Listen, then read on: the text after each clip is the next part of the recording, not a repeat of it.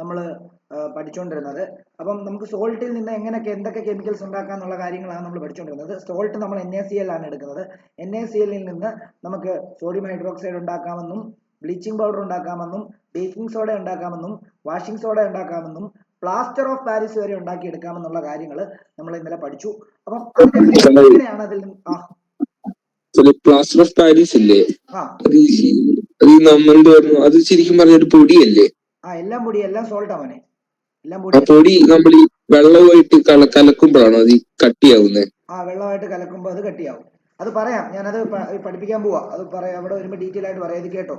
Okay, നോക്കിക്കോളൂ. അപ്പൊ എഴുതിക്കോ, സോൾട്ട് എഴുതിക്കോ. അത് കഴിഞ്ഞിട്ട് നമ്മൾ ഇന്നലെ പഠിപ്പിച്ച ആ ഭാഗം കഴിഞ്ഞിട്ട് എഴുതേണ്ട ടോപ്പിക്കാണ് ഞാൻ പറയുന്നത്. എഴുതിക്കോളൂ.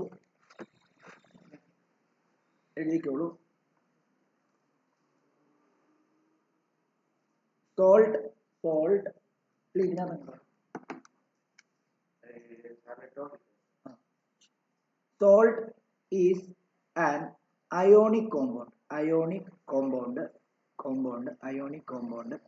formed by neutralization reaction.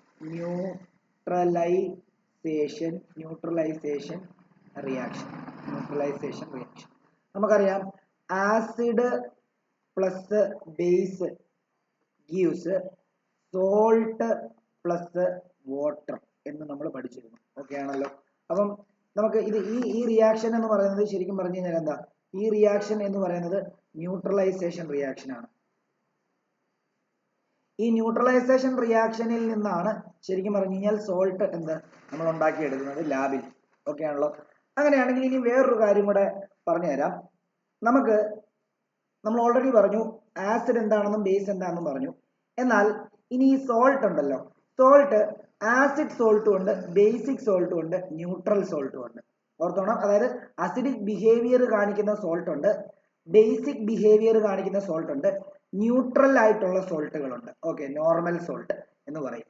അപ്പം അതെങ്ങനെയാണ് നമ്മൾ തിരിച്ചറിയുന്നത് എന്നുള്ളതാണ് നമ്മൾ പഠിക്കാനായിട്ട് പോകുന്നത്. ഓക്കെ ആണല്ലോ. അപ്പൊ pH ഓഫ് ദ സോൾട്ട് എന്ന് പറഞ്ഞൊരു ഹെഡിങ് കൊടുക്കുക. pH of the salt.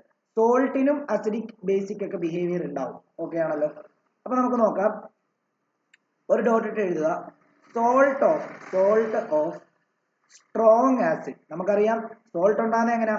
ആസിഡും ബേസും കൂടെ ചേർന്നിട്ട് സോൾട്ടും വാട്ടറും ഉണ്ടാകുന്നത്. അങ്ങനെയാണെങ്കിൽ ഉപയോഗിക്കുന്ന ആസിഡ് ഒരു സ്ട്രോങ് ആസിഡും ഉപയോഗിക്കുന്ന ബേസ് ഒരു സ്ട്രോങ് ബേസും ആണെങ്കിൽ ഉണ്ടാകുന്ന സോൾട്ട് ഒരു ന്യൂട്രൽ സോൾട്ട് ആയിരിക്കും. അപ്പൊ നോക്കിയോ, salt of strong acid and strong base are neutral. Neutral with pH of neutral with pH of 7. അവനെ നമ്മൾ ന്യൂട്രൽ സോൾട്ട് അഥവാ നോർമൽ സോൾട്ട് എന്നൊക്കെ പറയും. ഓക്കെ ആണല്ലോ. നമുക്കൊരു എക്സാമ്പിൾ എഴുതാം. ഒരു സ്ട്രോങ് ആസിഡ് എടുക്കാം, HCl എടുക്കാം. ഓക്കെ, പ്ലസ് ഒരു സ്ട്രോങ് ബേസ് എടുക്കാം, NaOH എടുക്കാം. ഇത് തമ്മിൽ റിയാക്ട് ചെയ്താൽ എന്തായിരിക്കും ഉണ്ടാകുന്നത്? NaCl ആണ്. പ്ലസ് എന്താ? H2O. ഈ ഉണ്ടായ സോൾട്ട് ന്യൂട്രൽ സോൾട്ട് ആണ്, അല്ലെങ്കിൽ നോർമൽ സോൾട്ട് എന്ന് പറയാം. ന്യൂട്രൽ സോൾട്ട് ആണ്, അല്ലെങ്കിൽ നമുക്ക് അവനെ നോർമൽ സോൾട്ട് എന്ന് പറയാം. Normal salt. വേറെ എക്സാമ്പിൾ കൊടുക്കാം. ഇത് ശരിക്കും പറഞ്ഞാൽ ഒരു സ്ട്രോങ് ആസിഡ് ആണ്. ഇതൊരു സ്ട്രോങ് ബേസ് ആണ്. ഓക്കെ, അങ്ങനെ നമുക്ക് മനസ്സിലാക്കാം.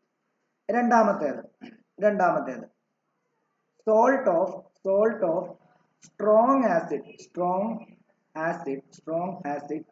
And weak base. Strong acid and weak base are acidic with a pH of value less than 7. എന്ന് പറഞ്ഞു കഴിഞ്ഞാൽ ഒരു സ്ട്രോങ് ആസിഡും വീക്ക് ബേസും ആണ് ചേർന്നെങ്കിൽ ഉണ്ടാകുന്ന സോൾട്ടിന്റെ സ്വഭാവം അസിഡിക് ആയിരിക്കും. നമുക്കൊരു എക്സാമ്പിൾ എടുക്കാം. ഒരു സ്ട്രോങ് ആസിഡ് HCl എടുക്കാം. ഒരു വീക്ക് ബേസ് എന്ന് പറയുമ്പോൾ NH4OH എടുക്കാം. NH4OH. ഇത് ഒരു സ്ട്രോങ് ആസിഡ് ആണ്. ഓക്കെ, ഇതൊരു വീക്ക് ബേസ് ആണ്. NaOH ഒരു വീക്ക് ബേസ്, NH4OH ഒരു വീക്ക് ബേസ് ആണെന്ന് നമുക്കറിയാം ഇല്ലേ? ഈ തമ്മിൽ റിയാക്ട് ചെയ്ത് എന്തുണ്ടാവും? NH4Cl ഉണ്ടാവും. പ്ലസ് എത്രയാ? NH4Cl പ്ലസ് എന്താണ്? H2 ഉണ്ടാവും. ഇത് ശരിക്കും പറഞ്ഞാൽ ഒരു അസിഡിക് സോൾട്ട് ആണ്. അസിഡിക് സോൾട്ട് ആണ്.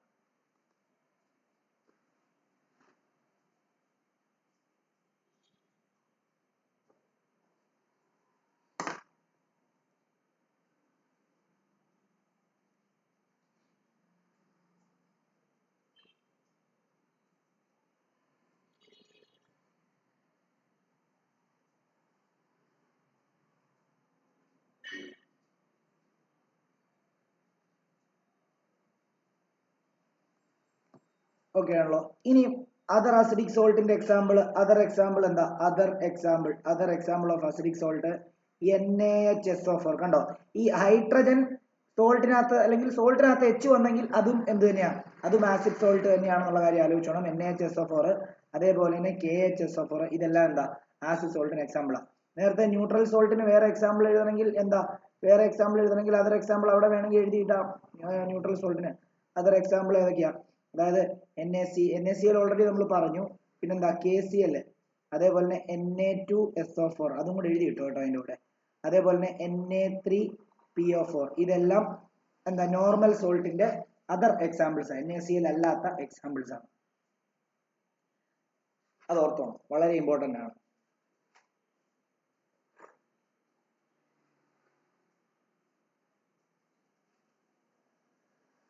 ഇനി നമ്മൾ മൂന്നാമത്തെ ഒരു കേസ് ഉണ്ട്. നമ്മൾ സ്ട്രോങ് ആസിഡും സ്ട്രോങ് ബേസും കൂടെ ചെയ്തപ്പം ന്യൂട്രൽ സോൾട്ട് ഉണ്ടായി.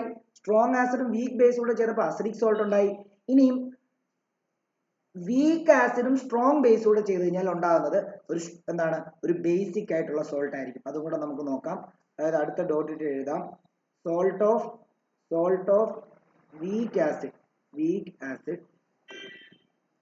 and strong base and strong base are basic in nature with a pH value greater than 7. അപ്പൊ നമുക്ക് ഒരു എക്സാമ്പിൾ എടുക്കാം. എന്താ എക്സാമ്പിൾ എടുക്കാം? അല്ല, ഇപ്പൊ അതിനൊരു എക്സാമ്പിൾ റിയാക്ഷൻ വേണം എഴുതാം. റിയാക്ഷൻ ഒന്നും പരീക്ഷയ്ക്ക് ചോദിക്കത്തില്ല കേട്ടോ, ഞാനങ്ങ് ആഡ് ചെയ്യുന്നില്ല. ഒരു വീക്ക് ആസിഡ് എടുക്കാം. CH3COOH എന്ന് പറഞ്ഞു കഴിഞ്ഞാൽ ഒരു വീക്ക് ആസിഡാണ്. ഇത് അസറ്റിക് ആസിഡ് എന്ന് പറയും. അസറ്റിക് ആസിഡ് ഇതൊരു സ്ട്രോങ് ബേസുമായിട്ട് ചേരുവാണ്. NaOH ആയിട്ട് ചേരുവാണ്. ഇതൊരു സ്ട്രോങ് ബേസ് ആണ്. അപ്പോൾ ഉണ്ടാകുന്ന സോൾട്ട് ബേസിക് സോൾട്ട് ആയിരിക്കും. അത് ഏതാണെന്നറിയോ? CH3COO Na+H2 ആയിരിക്കും. ഇതൊരു എന്താണ്? ബേസിക് സോൾട്ട് ആണ്. അതെന്തുകൊണ്ടാന്ന് ചോദിച്ചാൽ ഇവിടെ ഇൻവോൾവ് ചെയ്യുന്ന അയോൺ ഏതൊക്കെയാണെന്ന് അറിയാമോ?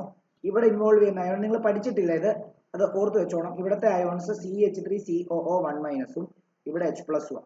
ഇവിടെ Na+ഉം OH- ആണ്. ഈ Na പോയിട്ട് ഇവനുമായിട്ട് ചേർന്നിട്ടാണ് CH3COO ഉണ്ടാകുന്നത്. ഈ H പോയിട്ട് ഇവനുമായിട്ട് ചേർന്നിട്ടാണ് H2O ഉണ്ടാകുന്നത്. ഈ അയോണിനെ നമ്മൾ അസറ്റേറ്റ് അയോൺ എന്നൊക്കെ പറയും. ഇത് ഓൾറെഡി നമ്മൾ ഓർഗാനിക് കെമിസ്ട്രിക്കകത്ത് നമ്മൾ വൃത്തിക്ക് പഠിക്കും. ഓക്കെ. ഇനിയും അതർ എക്സാമ്പിൾസ് എന്താ? ബേസിക് സോൾട്ടിന്റെ അതർ എക്സാമ്പിൾസ് എന്ന് പറയുമ്പോൾ PbOHNO3, അതേപോലെ തന്നെ CuOHCl. കണ്ടോ, സോൾട്ടിലും OH വരുന്ന സോൾട്ടുകൾ കണ്ടോ. അതേപോലെ തന്നെ വേറെ എക്സാമ്പിൾ എന്ന് പറയുന്നത് ഇത് മതി, ഇത്ര ഓർത്ത് വെച്ചാൽ മതി.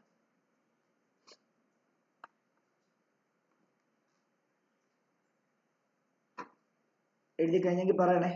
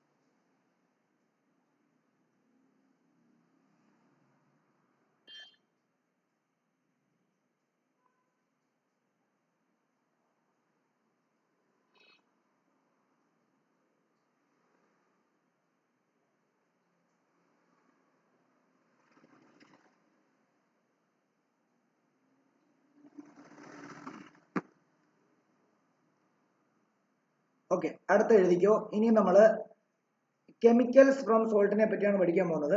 അപ്പൊ നമ്മൾ ആ ഏത് സോൾട്ടിൽ നിന്നാണ് ആ കെമിക്കൽസ് ഉണ്ടാക്കാൻ പോകുന്നത്? NaCl. അപ്പൊ NaCl നെ പറ്റി ആദ്യം പഠിക്കണം. അതാണ് നമ്മൾ ചെയ്യാൻ പോകുന്നത്. ആദ്യം നമ്മൾ എന്താ NaCl നെ പറ്റി പഠിക്കാൻ പോവുക.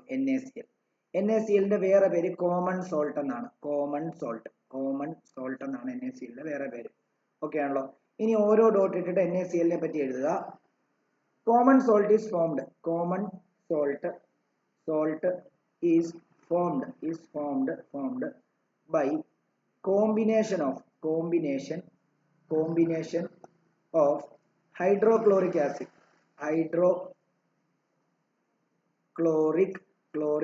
അതൊക്കെ നമ്മൾ ഇപ്പോൾ എഴുതിയതേ ഉള്ളൂ ആ reaction. Hydrochloric acid and sodium hydroxide.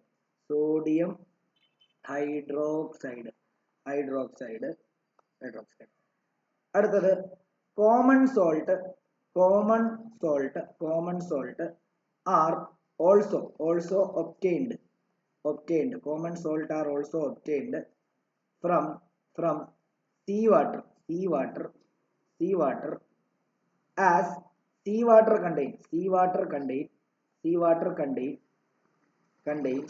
many salt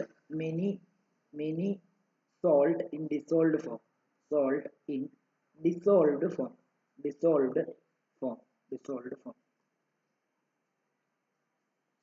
അതായത് കടലിൽ നിന്നാണ് ജനറലി നമ്മൾ കോമൺ സോൾട്ട് എടുക്കുന്നത്.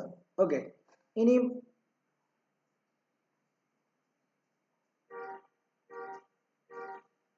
അതായത് കുറെ സോൾട്ട് കിടപ്പുള്ളതുകൊണ്ട് അതിനകത്തുനിന്ന് നമുക്ക് വേണ്ട എന്താണ് അതിന്റെ ബാക്കിയായിട്ടൊരു കാര്യം കൂടി എഴുതിക്കോ.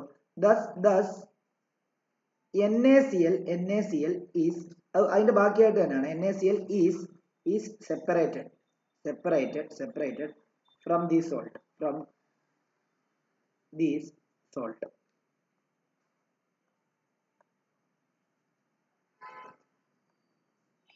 അടുത്തത് deposits of solid salt are also found in several parts of the world. These large crystals are often brown due to impurities.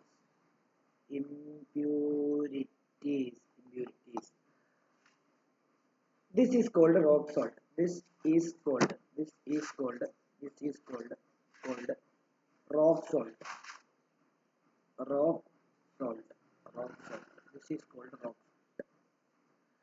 അതായത് നമ്മുടെ നാട്ടിലൊക്കെ ഈ പാറകളൊക്കെ ഇല്ലേ ഇഷ്ടത്തിന്, നമ്മൾ ഈ ബ്ലാക്ക് പാറകൾ നിങ്ങൾ കണ്ടിട്ടില്ലേ എവിടെയെങ്കിലുമൊക്കെ പോകുന്ന സമയത്ത് സൈഡില് റോഡിന്റെ സൈഡിലൊക്കെ പാറകൾ ഇങ്ങനെ നിൽക്കുന്നത്. അതേപോലെ തന്നെ ചില സ്ഥലത്ത്, അതായത് വേൾഡിലെ പല ഭാഗങ്ങളിലും ഈ സോൾട്ടിന്റെ പാറകൾ, അതായത് സോളിഡ് സോൾട്ട്, റോക്ക് സോൾട്ട് എന്നാണ് അതിനെ പറയുക. അത് ഇമ്പ്യൂരിറ്റീസ് കലർന്നതാണ്. ഈ ബ്രൗൺ കളറിലായിരിക്കും അതിരിക്കുന്നത്. അതിനെ പിന്നെ പ്യൂരിഫൈ ചെയ്തിട്ട് എടുത്തിട്ടാണ് നമ്മൾ എന്ത് ചെയ്യുന്നത്, ഉപയോഗിക്കുന്നത്. അപ്പം അതിനെയാണ് നമ്മൾ റോക്ക് സോൾട്ട് എന്ന് പറയുന്നത്. നമുക്ക് ഈ നിങ്ങൾ കണ്ടിട്ടുണ്ടോ ഹിമാലയൻ സോൾട്ട് എന്നൊക്കെ പറഞ്ഞ സോൾട്ട് അവൈലബിൾ ആണ് മാർക്കറ്റിൽ.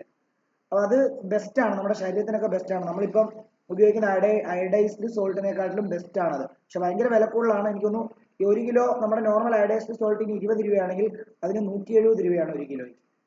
ഓക്കെ, അപ്പൊ അത് ഒരു എക്സാമ്പിൾ ആണ്, അതും ഒന്ന് ഓർക്കുക. ഓക്കെ ആണല്ലോ. ഇനി നമ്മൾ പഠിക്കാൻ പോകുന്നത് ഒരു ഡോട്ട് എഴുതുക. Common salt is an important raw material for the preparation of many chemicals such as NaOH, NaHCO3, Na2CO3.10H2O, നമ്മൾ ഇന്നലെ എഴുതിയ ആൾക്കാരാ. CaOCl2, CaSO4 dot half H2. Dot എന്ന് പറയത്തില്ല കേട്ടോ, CaSO4 ഹാഫ് H2 എന്നേ പറയത്തുള്ളൂ, ഡോട്ട് എന്ന് പറയത്തില്ല. ഞാനങ്ങ് ഡോട്ട് എഴുതുന്നുണ്ടെന്ന് പറഞ്ഞതേ ഉള്ളൂ. അപ്പം കോമൺ സോൾട്ട് വെച്ചിട്ട് നമുക്ക് ഇത്ര ആൾക്കാരെ പ്രിപ്പയർ ചെയ്യാൻ പറ്റും. ഇതാണ് കെമിക്കൽസ് ഫ്രം സോൾട്ട് എന്ന് പറയുന്ന കൺസെപ്റ്റ്. ഓക്കെ, ഇനിയും അടുത്ത ഹെഡിങ് എഴുതേണ്ടത് കെമിക്കൽസ് ഫ്രം സോൾട്ട് ആണ്. Chemicals from salt. അതിൽ ആദ്യത്തേതാണ് നമ്മൾ sodium hydroxide, NaOH, sodium hydroxide.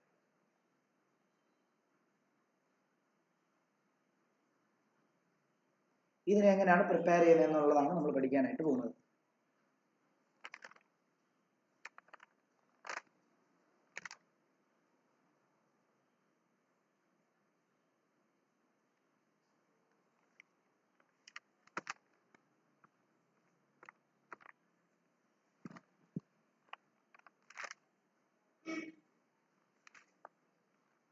Okay, നോക്കിയോ, സോഡിയം ഹൈഡ്രോക്സൈഡിനെ എങ്ങനെ പ്രിപ്പയർ ചെയ്യുന്നതെന്നറിയോ? ഇലക്ട്രോലിസിസ് വഴിയാണ് പ്രിപ്പയർ ചെയ്യുന്നത്. ഓക്കെ ആണല്ലോ? അതായത് അതിന്റെ പ്രിപ്പറേഷൻ മെത്തേഡ് എന്ന് പറഞ്ഞു കഴിഞ്ഞാൽ പ്രിപ്പറേഷൻ മെത്തേഡ് എന്ന് പറഞ്ഞു കഴിഞ്ഞാൽ electrolysis of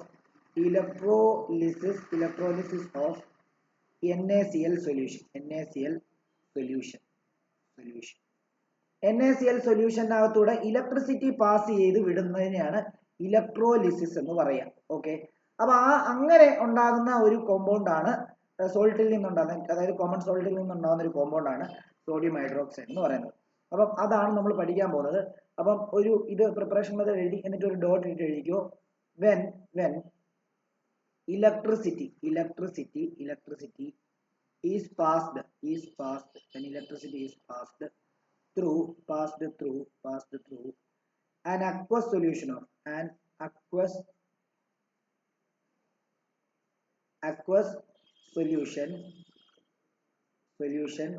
of sodium chloride,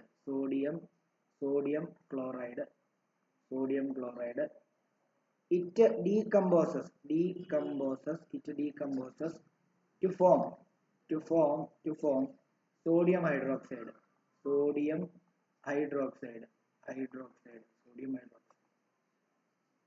comma chlorine gas and hydrogen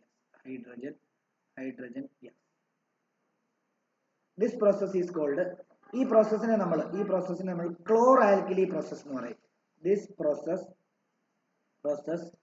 is called chlor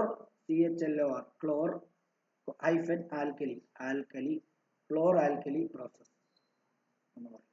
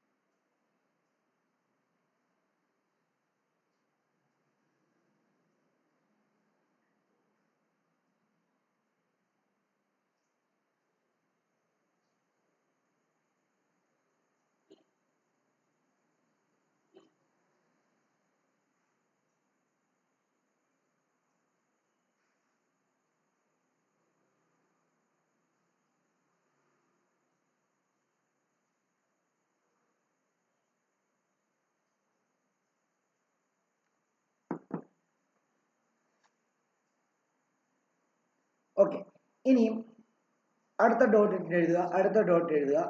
chlorine gas is liberated at anode and hydrogen gas at cathode.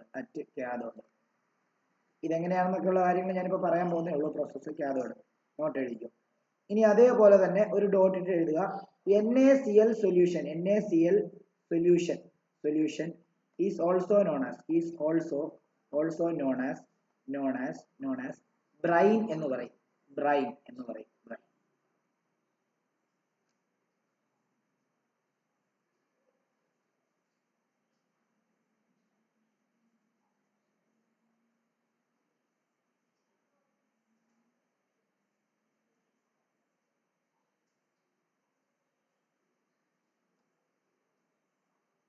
ഇനി നമുക്ക് അതിന്റെ ആ പ്രോസസ്സ് എങ്ങനെയാണെന്ന് നോക്കാം. നിങ്ങൾ ഞാൻ വരയ്ക്കുന്ന പോലെ തന്നെ വരയ്ക്കണം. നമ്മൾ എങ്ങനെയാണ് ഒരു സൊല്യൂഷനകത്തൂടെ കറണ്ട് കടത്തി വിടുന്നതെന്ന് അറിയാമോ? അതായത് നമ്മൾ ഒരു ബീക്കർ അങ്ങോട്ട് എടുക്കും. ഇതൊരു ബീക്കറാന്ന് കരുതുക. ഇതിന്റെ മുകളിലത്തെ ഭാഗം ഞാൻ തുടച്ചു കളയാണ്. ഇതൊരു ബീക്കറാന്ന് കരുതുക. ഓക്കെ, ഇതിനകത്തോട്ട് ഞാൻ NaCl എടുക്കുന്നു. NaCl സൊല്യൂഷൻ ആണ്. ഒന്നെങ്കിൽ അതിനെ അക്വസ് അക്വസ് NaCl എന്ന് പറയാം, അല്ലെങ്കിൽ അതിനെ NaCl സൊല്യൂഷൻ എന്ന് പറയാം. സൊല്യൂഷന്റെ ഷോർട്ട് ഫോം ആണ് SOLN. അല്ലെങ്കിൽ അതിനെ നമുക്ക് എന്തെന്ന് പറയാം? ബ്രൈൻ എന്ന് പറയാം. ഇതെന്താണെങ്കിലും നമ്മൾ ഇച്ചിരി ഉപ്പ് എടുത്തിട്ട് അതിനകത്തോട്ട് വാട്ടർ ആഡ് ചെയ്യുന്നതാണ്. അതായത് വെള്ളം ചേർത്ത ഉപ്പിനെയാണ്, അല്ലെങ്കിൽ ഉപ്പ് വെള്ളത്തിനെയാണ് നമ്മൾ അക്വസ് NaCl അഥവാ NaCl സൊല്യൂഷൻ അഥവാ ബ്രൈൻ എന്ന് പറയുന്നത്. അപ്പൊ ഞാനൊരു പാത്രത്തിനകത്ത് ഉപ്പിട്ടിട്ട് അതിനകത്ത് കുറച്ച് വെള്ളം കോരി ഒഴിച്ചപ്പോൾ അത് ഉപ്പ് വെള്ളമായി. അപ്പൊ ഇപ്പൊ ഇതിനകത്ത് ആരൊക്കെ ഉണ്ട്? ഇതിനകത്ത് ഉപ്പ് വെള്ളമാണ്. അതായത് NaCl പ്ലസ് എന്തുണ്ട്? H2O ഉണ്ട്. ഇതാണ് നമുക്ക് അർത്ഥം. അപ്പം ഇതിനകത്ത് ഞാൻ ഇങ്ങനെ ഉപ്പുവെള്ളം ഇങ്ങനെ എടുത്തിരിക്കുകയാണ്. ഇത്രയും ഭാഗം ഉപ്പുവെള്ളമാണ്. നമുക്ക് വേണമെങ്കിൽ ഉപ്പുവെള്ളത്തിനെ ജസ്റ്റ് ഇങ്ങനെ ഈ ഒരു കളർ കൊടുത്ത് റെപ്രസെന്റ് ചെയ്യാം. ഇത് ഉപ്പുവെള്ളമാണ്. ഈ ഉപ്പുവെള്ളത്തിനകത്തൂടെ കറണ്ട് കടത്തി വിടുമ്പോഴാണ് ക്ലോറിൻ ഉണ്ടാവുന്നത് നമ്മൾ പഠിച്ചു, ഹൈഡ്രജൻ ഉണ്ടാവുന്നത് നമ്മൾ പഠിച്ചു, അതേപോലെ തന്നെ എന്താണ് സോഡിയം ഹൈഡ്രോക്സൈഡ് ഉണ്ടാവുന്നത് നമ്മൾ പഠിച്ചു. ഇത് എങ്ങനെയാണ് ഉണ്ടാകുന്നത് എന്നുള്ളതാണ് പറയാനായിട്ട് പോകുന്നത്. അതിനുവേണ്ടി ഇതിനകത്തൂടെ എന്താണ് കറണ്ട് കടത്തി വിടാൻ വേണ്ടി ഞാൻ എന്ത് ചെയ്യുന്നറിയാമോ? ഇതിനകത്ത് ഒരു മെറ്റൽ പീസ് ഞാൻ ഇറക്കി വെച്ചു. അതായത് ഇതിന്റെ ഒരു മെറ്റൽ പീസ് ഞാൻ എന്ത് ചെയ്തു? ഇതിനകത്ത് ഇറക്കി വെച്ചു. ഒരെണ്ണമല്ല, രണ്ട് മെറ്റൽ പീസ് ഞാൻ ഇതിനകത്ത് ഇറക്കി വെച്ചു. ഒരു മെറ്റൽ പീസ് ഇതും അടുത്ത മെറ്റൽ പീസ് ഇതും ഇറക്കി വെച്ചു. രണ്ട് മെറ്റൽ പീസ് ഞാൻ ഇറക്കി വെച്ചു. നോക്കിക്കോ, രണ്ട് മെറ്റൽ പീസുകൾ ഞാൻ ഇറക്കി വെച്ചു. നോക്കിക്കോളൂ, രണ്ട് മെറ്റൽ പീസുകൾ ഞാൻ ഇറക്കി വെച്ചു. ഓക്കെ, എന്നിട്ട് നമുക്കറിയാലോ മെറ്റലിനകത്തൂടെ കറണ്ട് കടന്നു പോകും. എന്നിട്ട് എന്ത് ചെയ്താൽ മതി? ഈ മെറ്റലിന്റെ ഈ സൈഡിൽ കൂടെ ഞാൻ എന്ത് ചെയ്തു? ഞാനൊരു വയർ കണക്ട് ചെയ്തിട്ട് അതിനെ ബാറ്ററിയുടെ പോസിറ്റീവിലും, അതേപോലെ തന്നെ ഈ സൈഡിൽ കൂടെ ഞാനൊരു കണക്ഷൻ എടുത്തിട്ട് അതിനെ ഒരു സ്വിച്ചിന്റെയോ കീയോടെയോ സഹായത്തോടു കൂടി, കീ എന്ന് പറഞ്ഞാൽ നമ്മളിപ്പം ഇലക്ട്രിസിറ്റിയിൽ പഠിക്കും കേട്ടോ, കീ എന്താണെന്നുള്ള കാര്യം, സർക്യൂട്ട് എന്താണെന്നുള്ള കാര്യം. അതിനെ നമ്മൾ ബാറ്ററിയുടെ നെഗറ്റീവിലും കൊണ്ട് കണക്ട് ചെയ്തു. ഓക്കെ ആണല്ലോ? ഇനിയും ഒരു കാര്യം ചിന്തിക്കേണ്ടത്, ബാറ്ററിയുടെ പോസിറ്റീവ് അല്ലേ ഏറ്റവും വലിയ ടെർമിനൽ ബാറ്ററിയുടെ പോസിറ്റീവും ചെറിയ ടെർമിനൽ ബാറ്ററിയുടെ നെഗറ്റീവ് ആയിരിക്കും. ബാറ്ററിയുടെ പോസിറ്റീവ് കണക്ട് ചെയ്തത് ഏത് മെറ്റലിലാണോ ആ മെറ്റൽ പോസിറ്റീവ് ആയിരിക്കും. ബാറ്ററിയുടെ നെഗറ്റീവ് കണക്ട് ചെയ്ത ഏത് മെറ്റലാണോ അത് നെഗറ്റീവ്. ഓക്കെ ആണല്ലോ? ശ്രദ്ധിച്ചോണം, വളരെ ഇമ്പോർട്ടന്റ് ആണ്. ഓക്കെ ആണല്ലോ? ഇനി എന്താ ചെയ്യേണ്ടതെന്ന് അറിയോ? നമ്മൾ ഈ കീ സ്വിച്ച് ഓൺ ആക്കി കഴിഞ്ഞാൽ എന്ത് സംഭവിക്കും? കറണ്ട് ഫ്ലോ ചെയ്ത് തുടങ്ങും. കണ്ടോ? സ്വിച്ച് ഓൺ ആക്കുന്നതിന് വരയ്ക്കുന്നുണ്ട് ഇങ്ങനെ. കറണ്ട് എങ്ങനെ എപ്പോഴും ഫ്ലോ ചെയ്യുന്നതെന്ന് അറിയാമോ? പോസിറ്റീവിൽ നിന്ന്, ഞാനിപ്പോ ഈ റെഡ് ഇതുകൊണ്ട് വരയ്ക്കുന്ന ഡയറക്ഷനാണ് കറണ്ട് ഫ്ലോ ചെയ്യുന്നത്. വേണ്ടേ, ഇവിടെ നിന്ന് കറണ്ട് ഇങ്ങനെ പോസിറ്റീവിൽ നിന്ന് വന്ന് ഈ മെറ്റലേ കൂടെ വന്ന് ഈ വെള്ളത്തിനകത്ത് മിക്സ് ആയിട്ട് ഇതുവഴി ഇങ്ങനെ വന്ന് സർക്യൂട്ട് കംപ്ലീറ്റ് ചെയ്തിട്ട് ഇതുവഴി ഇങ്ങനെ വന്നിട്ട് കണ്ടോ ഇങ്ങനെ വരും. ഇങ്ങനെയാണ് കറണ്ടിന്റെ ഡയറക്ഷൻ. ഇപ്പൊ ഞാൻ ഈ റെഡ് വരച്ചതിന്റെ ഡയറക്ഷൻ. അപ്പൊ നമ്മൾ ആരോ ഇടുമ്പോൾ ജസ്റ്റ് ഇങ്ങനെ ഇട്ടാൽ മതി, കറണ്ട് ഡയറക്ഷൻ, ഐയുടെ ഡയറക്ഷൻ ഇങ്ങനെ. അപ്പോൾ ഈ കറണ്ട് ഈ സൊല്യൂഷനകത്തൂടെ കടന്നു പോകുമ്പോൾ ഇവിടെ എന്ത് സംഭവിക്കുന്ന അറിയാമോ? ഈ സൊല്യൂഷനെ അതിന്റെ അയോൺസ് ആയിട്ട് സ്പ്ലിറ്റ് ചെയ്യും. അതായത് NaCl എന്ന് പറയുന്ന ആളിനെ Na പ്ലസ് ആയിട്ടും Cl മൈനസ് ആയിട്ട് സ്പ്ലിറ്റ് ചെയ്യും. അതേപോലെ തന്നെ H2O എന്ന് പറയുന്ന ആളിനെ H പ്ലസും OH മൈനസും ആയിട്ട് സ്പ്ലിറ്റ് ചെയ്യും. ഓക്കെ ആണല്ലോ? അതായത് കറണ്ട് കടത്തി വിട്ട് കഴിഞ്ഞാൽ പിന്നെ ഇതിനകത്ത് ആരേ ഉള്ളൂ? പിന്നെ ഇതിനകത്ത് NaCl H2O മോളിക്യൂൾസ് കാണില്ല. പകരം ആരേ കാണത്തുള്ളൂ? അയോൺസ് മാത്രമേ കാണുള്ളൂ. ഓക്കെ ആണല്ലോ? അപ്പൊ ഇതിനകത്ത് ഇനിയും ഇപ്പൊ ആരൊക്കെയാ ഉള്ളത്? ഇനി കറണ്ട് കടത്തി വിട്ടപ്പോൾ ഇതിനകത്ത് ഇപ്പോൾ ഉള്ള ആൾക്കാരെന്ന് പറയുന്നത്, ഒന്ന് Na പ്ലസ് അയോൺ ഉണ്ട്, Cl മൈനസ് അയോൺ ഉണ്ട്, H പ്ലസ് അയോൺ ഉണ്ട്, OH മൈനസ് അയോൺ ഉണ്ട്. ഓക്കെ ആണല്ലോ? ഇവൻ എന്താ സംഭവിക്കുന്നറിയോ? ഈ വേറൊരു കാര്യം കൂടെ പറയാൻ മറന്നുപോയി. ഈ പോസിറ്റീവ് ആയിട്ടുള്ള മെറ്റലിനെ നമ്മൾ ആനോഡ് എന്നായിരിക്കും പിന്നീട് വിളിക്കുക. കണ്ടോ, ഇത് ആനോഡാണ്, ANOD, ഇത് ആനോഡാണ്. നെഗറ്റീവ് ആയിട്ടുള്ള മെറ്റലിനെ നമ്മൾ കാഥോഡ് എന്ന് വിളിക്കും. കാഥോഡ്. കാഥോഡ് എന്ന് വിളിക്കും. അതായത് പോസിറ്റീവ് ആയിട്ടുള്ള ബാറ്ററിയുടെ പോസിറ്റീവ് ആയിട്ട് കണക്ട് ചെയ്യുന്നത് പോസിറ്റീവ് ആണ്, അതിനെ ആനോഡെന്നും ബാറ്ററി നെഗറ്റീവ് ആയിട്ട് കണക്ട് ചെയ്യുന്നത് നെഗറ്റീവ് ആണ്, അത് കാഥോഡ് എന്നും വിളിക്കും. ഓക്കെ ആണല്ലോ. ഇനി ഇവിടെ എന്താ സംഭവിക്കുന്നതെന്ന് നോക്കിയേ. അപ്പൊ ഇവിടെ ഇത്രയും അയോൺസ് ഉണ്ട്. ഇതെന്താ എന്താ സംഭവിക്കുന്നതെന്ന് നോക്കിയേ. ഇത് സംഭവിക്കുന്നത് ഈ ആനോഡിൽ എന്ത് റിയാക്ഷനാണ് സംഭവിക്കുന്നത് നമുക്ക് നോക്കാം. അത് നമുക്ക് ഇവിടെ എഴുതാം. അതായത് ആദ്യം ഈ പടം വരച്ചിട്ട് അതിന്റെ താഴോട്ട് എഴുതേണ്ടത് അയോൺസ് ഇൻവോൾവ്. ഏതൊക്കെ അയോൺസ് ആണ് ഇൻവോൾവ് ചെയ്തിരിക്കുന്നത്? ഒന്ന് Na+, അതേപോലെ തന്നെ എന്താണ്, അതേപോലെ തന്നെ Cl-, H+, അതേപോലെ തന്നെ OH-. ഓക്കെ ആണല്ലോ. ഇത്രയും അയോൺസ് ആണ് ഇൻവോൾവ് ചെയ്തിരിക്കുന്നത്. ഓക്കെ ആണല്ലോ. അപ്പം ഇനി എന്താ സംഭവിക്കുന്നത് അറിയോ? അറ്റ് ആനോഡിൽ എന്ത് സംഭവിക്കുന്നത് അറിയാമോ? ഇതൊക്കെ നമ്മൾ അടുത്ത ചാപ്റ്ററിനകത്ത് ഡീറ്റെയിൽ ആയിട്ട് പഠിക്കും. ആനോഡ് കാഥോഡൊക്കെ. ആനോഡിൽ എന്ത് സംഭവിക്കുന്നത് അറിയാമോ? അതായത് ഇതിനകത്തുള്ള എന്താണ്, ഈ ആനോഡിന് പോസിറ്റീവ് ചാർജ് അല്ലേ, ഇതിനകത്ത് ആർക്കൊക്കെ നെഗറ്റീവ് ചാർജ് ഉണ്ട്? ഈ അയോൺസിനകത്ത് ക്ലോറിനും നെഗറ്റീവ് ചാർജ് ഉണ്ട്, OH- നെഗറ്റീവ് ചാർജ് ഉണ്ട്. അപ്പൊ ഈ പോസിറ്റീവിന് നെഗറ്റീവിനോട് ഭയങ്കര പ്രേമമാണല്ലോ, അതറിയാം നമുക്ക് അല്ലേ. അപ്പം പോസിറ്റീവ് എന്ത് ചെയ്യും? ഈ നെഗറ്റീവ് ആയിട്ടുള്ള അയോൺസിനെ അട്രാക്ട് ചെയ്യാൻ തുടങ്ങും. അപ്പൊ നിങ്ങളുടെ ചോദ്യം, രണ്ട് നെഗറ്റീവ് അയണില്ലേ, അതിനകത്ത് ആരെ അട്രാക്ട് ചെയ്യും? അതിനകത്ത് പ്രിഫറൻസ് ക്ലോറിനായിരിക്കും. അപ്പൊ ക്ലോറിനെ ആയിരിക്കും അങ്ങോട്ടേക്ക് അറ്റാച്ച് ചെയ്യുന്നത് ഇല്ലേ. അപ്പം Cl- എന്ത് ചെയ്യും? ഈ ആനോഡിലേക്ക് വലിക്കും. ഓക്കെ, ഈ Cl- രണ്ട് ഇങ്ങനെ ഇതിന്റെ സർഫസിലൊക്കെ വന്ന് കണ്ടോ ക്ലോറിൻ ആയിട്ട് ഡെപ്പോസിറ്റ് ചെയ്യും. കണ്ടോ ക്ലോറിൻ. അപ്പൊ ഈ ക്ലോറിൻ ഗ്യാസ് ആണ്, പക്ഷെ വെള്ളത്തിനടിയിലായതുകൊണ്ട് അത് ബബിൾസ് ആയിട്ട് മാറും. ഓക്കെ, അതെങ്ങനെയാണെന്ന് അറിയാമോ? ക്ലോറിന് Cl- ആണ് അവിടെ പോകേണ്ടത്.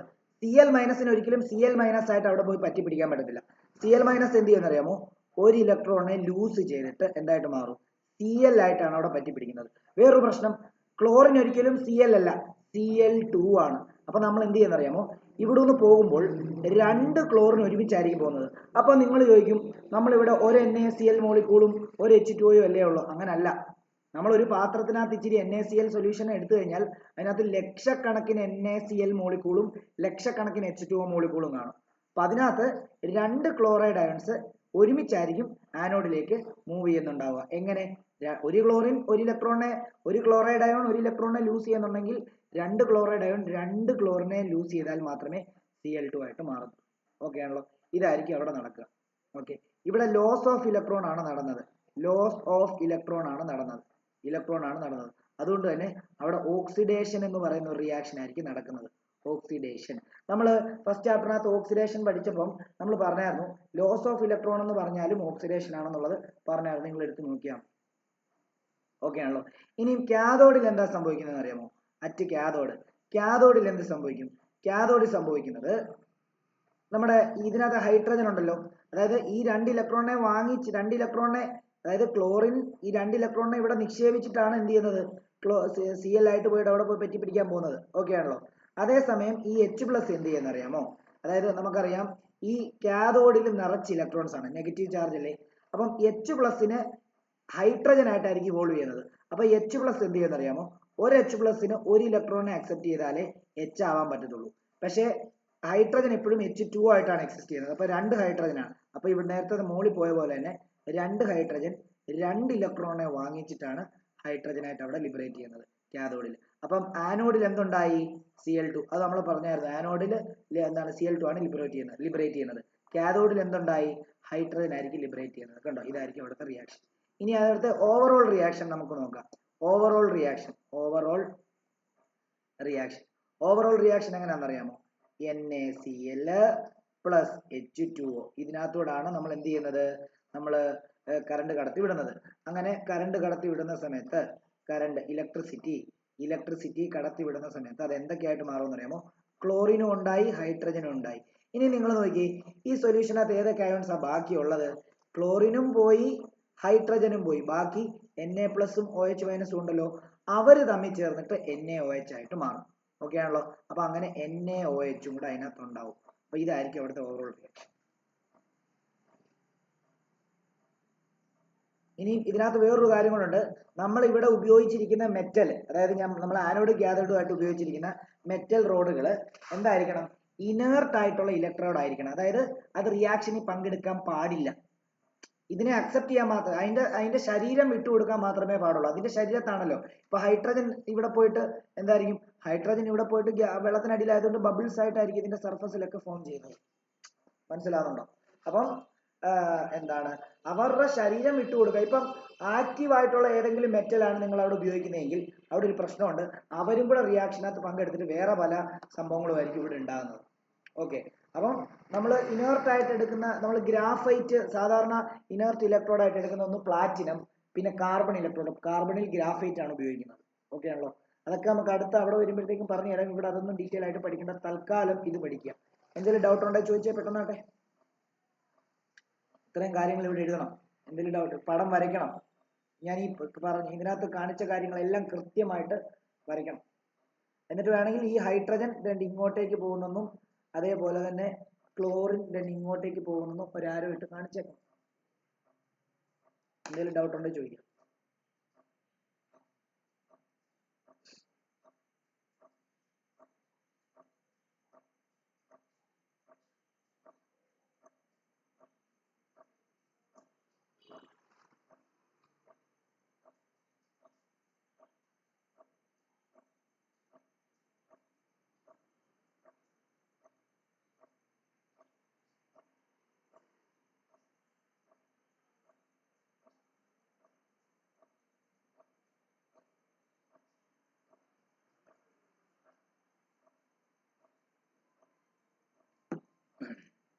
എഴുതിയെന്ന് വിശ്വസിക്കുന്നു. ഇനി നമ്മൾ ഇതിന് താഴോട്ട് ഒരു ഡോട്ട് ഇടുക, എന്നിട്ട് എഴുതുക. ഇവിടെ ഉണ്ടായ ഹൈഡ്രജനെ നമുക്ക് പല പർപ്പസിന് വേണ്ടി ഉപയോഗിക്കാം. അപ്പൊ അതാ എഴുതാൻ പോകുന്നത്. Hydrogen is very useful as it can be used in the preparation of ammonia. Ammonia ഒരു ഇമ്പോർട്ടന്റ് ലബോറട്ടറി റിയേജന്റ്. അമോണിയയുടെ മാനുഫാക്ചറിന് ഇവിടെ നിന്ന് ഉണ്ടാക്കിയ ഹൈഡ്രജൻ ഉപയോഗിക്കാം. Which is ammonia laboratory reagent മാത്രമല്ല, നല്ലൊരു ഫെർട്ടിലൈസറും കൂടാണ്. അതായത് which is A best fertiliser and also it can be used as a fuel.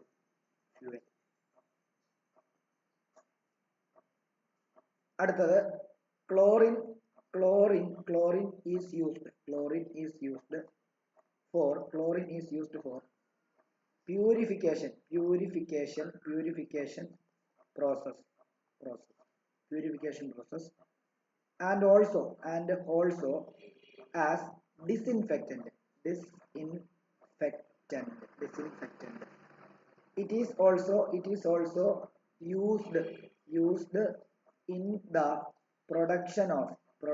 used in the production of PVC, polyvinyl chloride. നമ്മൾ ഇന്ന് നമ്മുടെ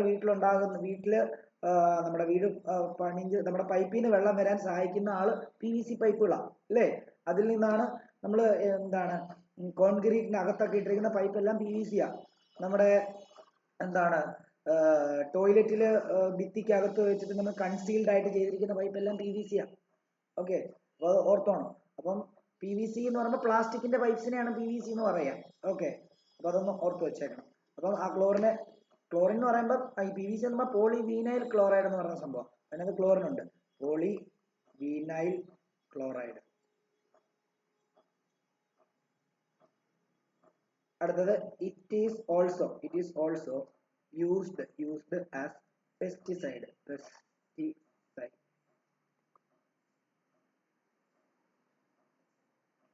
അടുത്തത് sodium hydroxide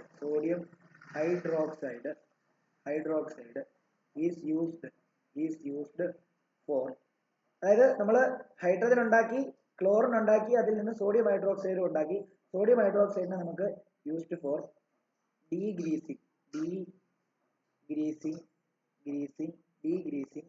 metal used in manufacture of soap soap, detergents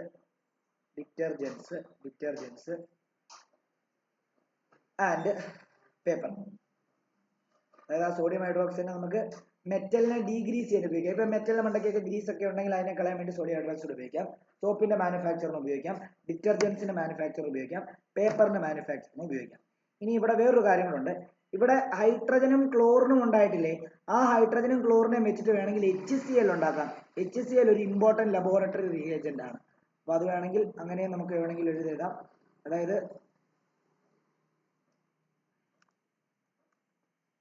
HCl formed by the reaction of Cl2 and H2 formed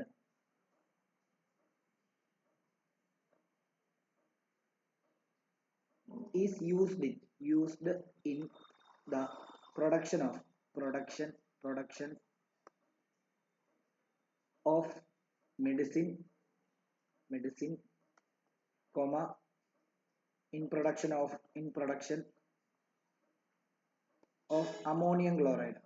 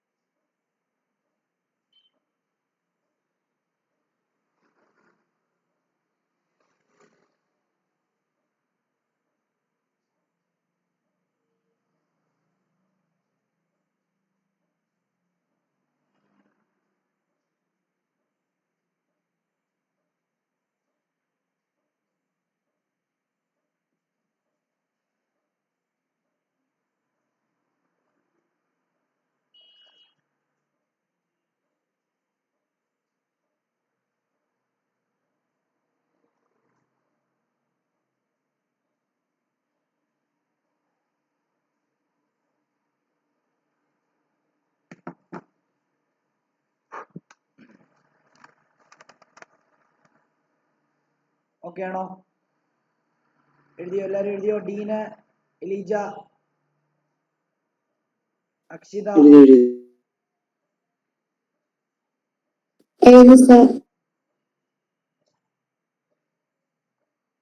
okay. അങ്ങനെയാണെങ്കിൽ അടുത്ത നമ്മള് ഒന്നാമത്തെ നമ്മുടെ compound ആയിരുന്നു, സോൾട്ടിൽ നിന്നുണ്ടാക്കിയ കോമ്പൗണ്ട് ആയിരുന്നു NaOH. അതെങ്ങനെയാണ് ഉണ്ടാക്കുന്നതെന്ന് നമ്മൾ പഠിച്ചു. അതേപോലെ അതിന്റെ യൂസസും കാര്യങ്ങളും പഠിച്ചു. അതിന്റെ കൂട്ടത്തിൽ കുറെ ആൾക്കാരെയും കൂടെ നമ്മൾ എക്സ്ട്രാ പഠിച്ചു, അല്ലേ? ഇനി രണ്ടാമത്തേത് ബ്ലീച്ചിങ് പൗഡർ ആണ്, അല്ലേ? നമ്മൾ പഠിച്ചതിനകത്ത് നമുക്ക് പഠിക്കാനുള്ളത് ബ്ലീച്ചിങ് പൗഡർ ആണ്. രണ്ടാമത്തേത് ബ്ലീച്ചിങ് പൗഡർ ആണ്. ബ്ലീച്ചിങ് പൗഡറും കൂടെ നമുക്ക് നോക്കാം. ബ്ലീച്ചിങ് പൗഡർ,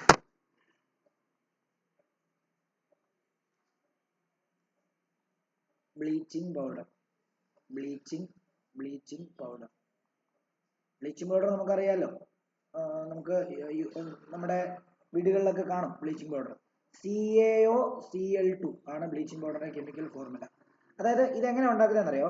നമ്മുടെ ഈ സോൾട്ടിനെ നമ്മൾ ഇലക്ട്രിസിറ്റി കടത്തി വിട്ടപ്പോൾ, സോൾട്ട് സൊല്യൂഷനകത്തൂടെ ഇലക്ട്രിസിറ്റി കടത്തി വിട്ടപ്പോഴാണ് Cl2ഉം H2ഉം NaOHും ഉണ്ടായത്, ആണല്ലോ. അതിനെയാണ് ക്ലോർ ആൽക്കലി പ്രോസസ് എന്ന് പറയുക. അവിടെ ഉണ്ടായ ക്ലോറിനെ നമ്മൾ എന്ത് ചെയ്യുമെന്നറിയാമോ? സ്ലേക്കഡ് ലൈം, CaOH ട്വൈസുമായിട്ട് നമ്മൾ ട്രീറ്റ് ചെയ്യും. അപ്പോൾ ഉണ്ടാകുന്ന സാധനമാണ് എന്ത്? Bleaching powder. അതായത് എഴുതാം നമുക്ക്: chlorine obtained from ക്ലോർ alkali process. ക്ലോർ alkali process is being treated with dry slaked lime. അതിനെ നമ്മൾ CaOH twice എന്ന് പറയും. slaked lime comma bleaching powder is formed. Bleaching powder is formed.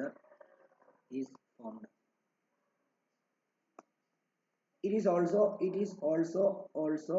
called calcium oxychloride. Calcium bleaching powder വേറെ പേരാണ് calcium oxychloride. Calcium oxychloride. അപ്പം അവിടെ നമുക്ക് എന്താ എഴുതാം? CaOH twice. ഇതാണ് സ്ലേക്കറ്റ് ലൈൻ. അതിനെ നമ്മൾ ക്ലോറിനുമായിട്ട് റിയാക്ട് ചെയ്യുമ്പോഴത്തേക്കും ഉണ്ടാകുന്നതാണ് വേണ്ട CaOCl2 പ്ലസ് H2O. ഓർത്ത് വെക്കാനായിട്ട് ഒരു ട്രിക്ക് ഞാൻ പറഞ്ഞുതരാം.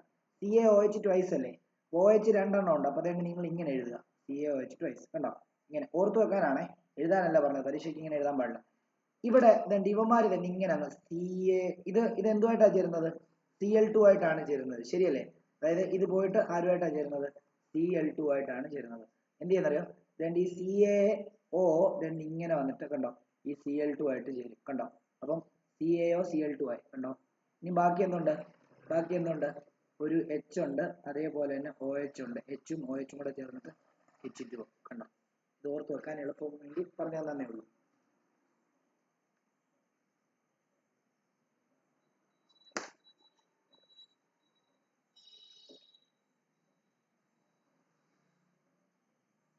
അതിന്റെ യൂസസ് നമുക്ക് നോക്കാം. നോക്കിക്കോളൂ. യൂസസ് ശരിക്കും ബ്ലീച്ച്, ഈ കോട്ടനെയും ലിനനെയും ഒക്കെ നമ്മൾ ബ്ലീച്ച് ചെയ്യാൻ വേണ്ടി നമ്മൾ ഈ ബ്ലീച്ചിങ് പൗഡർ യൂസ് ചെയ്യാറുണ്ട് ടെക്സ്റ്റൈൽ ഇൻഡസ്ട്രിയിൽ. അപ്പോൾ അതാണ് ഒന്നാമത്തെ uses used for bleaching cotton and linen in textile industry.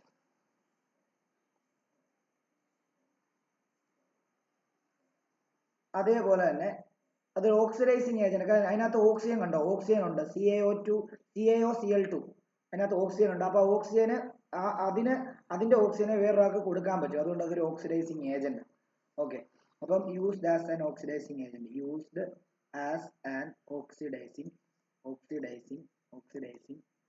Agent. മൂന്നാമത്തേത് used in the manufacture of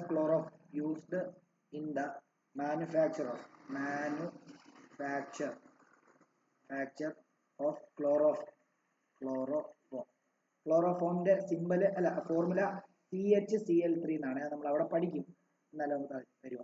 ഇനി ഇതിനകത്ത് ഏറ്റവും ഇമ്പോർട്ടന്റ് ആയിട്ടുള്ള ഒരു യൂസസ് ആണ് യൂസ്ഡ് ആസ് എ ഡിസിൻഫെക്റ്റന്റ്. നമുക്കറിയാലോ, നമ്മൾ ബ്ലീച്ചിങ് പൗഡർ ഒക്കെ ഡിസിൻഫെക്റ്റന്റ് ആയിട്ട് നമ്മൾ പലയിടത്തും എന്താണ് ഈ ഓടയുടെ സൈഡില് അല്ലെ അങ്ങനെയുള്ള വളരെ വൃത്തിഹീനമായിട്ടുള്ള ഒരു സാഹചര്യത്തിൽ നമ്മൾ എന്ത് ചെയ്യും? അവിടെ കൊണ്ടുപോയിട്ട് എന്ത് ചെയ്യും? ഡിസിൻഫെക്ട് ചെയ്യാൻ വേണ്ടി ബ്ലീച്ചിങ് പൗഡർ ഇടുന്നത്, ഇല്ലയോ? ഡിസിൻഫെക്റ്റന്റ്. അതെന്തുകൊണ്ടാണ് ഡിസിൻഫെക്റ്റന്റ് ആയിട്ട് ഉപയോഗിക്കുന്നത്? ഈ CaOCl2നെ ചെറുതായിട്ടൊന്ന് ഹീറ്റ് ആക്കുവാണെങ്കിൽ അവൻ CaCl2 പ്ലസ് ഇങ്ങനെ ഒരു ഇവനെ നമ്മൾ നേസന്റ് ഓക്സിജൻ എന്നാണ് പറയുന്നത്. ഓക്സിജൻ.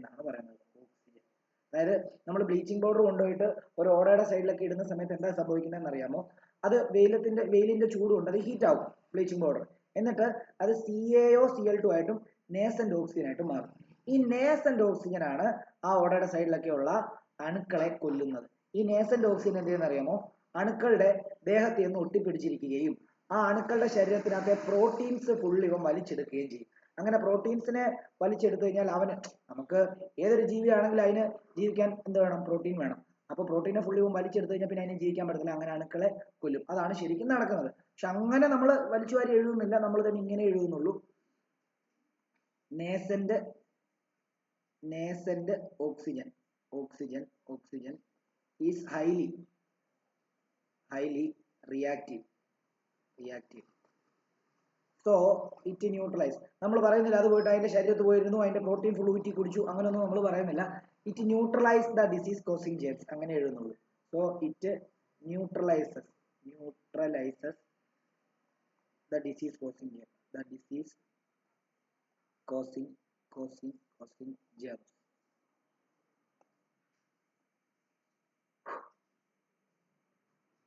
അടുത്തത് അഞ്ചാമത്തേത് it is used for making wool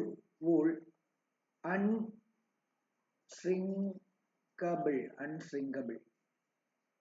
അതായത് വൂളിനെ അൺഷ്രിങ്കബിൾ ആക്കുക. അതായത് വൂൾ ഇങ്ങനെ ചുരുങ്ങി പോകാതിരിക്കാൻ വേണ്ടി നമ്മൾ എന്ത് ചെയ്യുന്നു, നമ്മള് നമ്മുടെ ഷർട്ടൊക്കെ അല്ലെങ്കിൽ നമ്മുടെ ഡ്രസ്സൊക്കെ ഡ്രൈ ക്ലീൻ ചെയ്യാൻ കൊണ്ട് കൊടുക്കുമ്പോൾ നമുക്ക് തിരിച്ചു കിട്ടുന്ന സമയത്ത് അതിങ്ങനെ കട്ടിയുള്ള ഒരു മെറ്റീരിയൽ പോലെയായിരിക്കും. അത് ബ്ലീച്ച് ചെയ്യുന്നതിന്റെ ഗുണം മനസ്സിലായോ? ഷ്രിങ്ക് ചെയ്യാതിരിക്കാൻ വേണ്ടിയാണ് നമ്മൾ ബ്ലീച്ച് ചെയ്യുന്നതെന്ന് പറയുന്നത്. ഓക്കെ ആണോ? ഓക്കെ. ഇനി ഈ ബ്ലീച്ചിങ് പൗഡറിന്റെ പ്രോപ്പർട്ടിയും കൂടെ ഒന്ന് പഠിച്ചിരിക്കണേ. Properties of bleaching powder.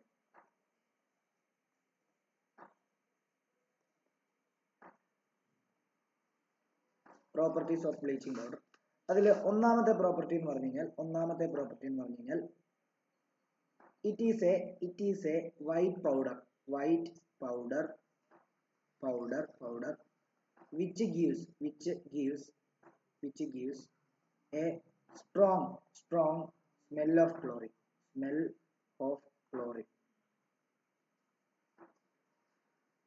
രണ്ട്, it reacts with dilute acid to produce chlorine.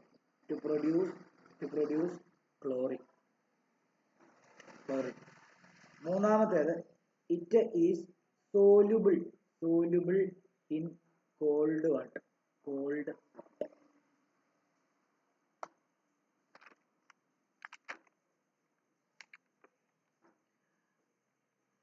Clear ആണോ?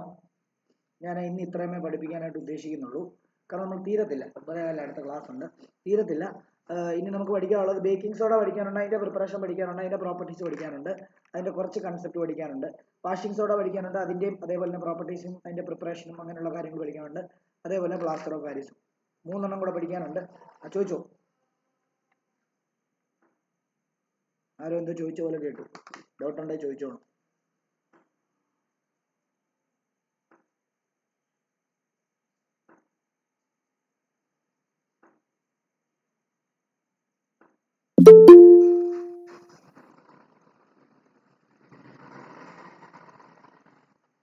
അങ്ങനെയാണെങ്കിൽ നിൽക്കട്ടെ.